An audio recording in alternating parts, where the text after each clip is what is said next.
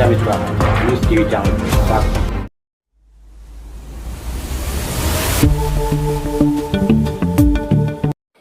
కడప నగరంలోని మృత్యుంజయకుంట శివాలయంలో ఆదివారం భారతీయ హిందువుల ఐక్యవేదిక ఆధ్వర్యంలో హిందూ బంధువుల ఆత్మీయ సమావేశాన్ని నిర్వహించారు.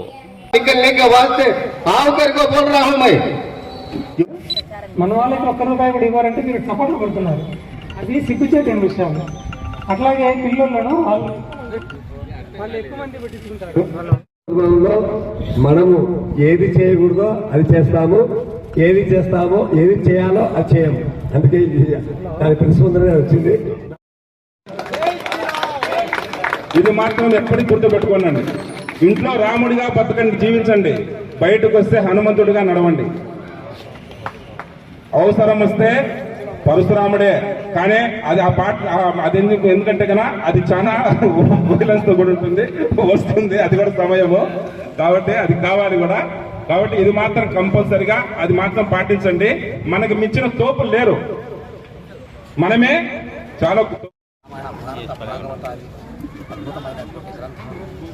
ఆ తర్వాత పురాణాలు, ఉపనిషత్తులు అందించినటువంటి శక్తివంతమైనటువంటి నేల ఇది. ప్రపంచంలో ఎవరైనా సరే అమెరికా దేశీయుల గురించి ఆలోచించారు, రష్యా దేశీయుల గురించి ఆలోచించారు, చైనా దేశీయుల గురించి భారతమే ఆలోచించారు. కానీ భారతదేశం సర్వమానవ సౌభ్రాతృత్వం కోసం తప్పించేటువంటి దేశం ఏదైనా ఉందంటే అది ఒక్క భారతదేశం.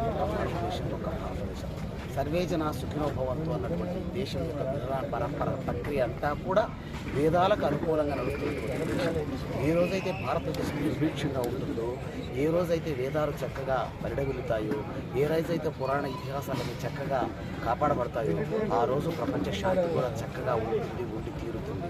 అటువంటి సనాతన ధర్మానికి వారసులైనటువంటి భారతీయుల మనమందరం కూడా ఈ ధర్మానికి కంకణబద్ధులై, ఈ ధర్మానికి పరిరక్షణగా, ధర్మానికి సాధకులుగా ప్రతి ఒక్కరూ కాపాడిన రోజు ఖచ్చితంగా ఇది ప్రపంచ శాంతికి బీజాన్ని అందించినటువంటి దేశం భారతదేశం కాగలదు.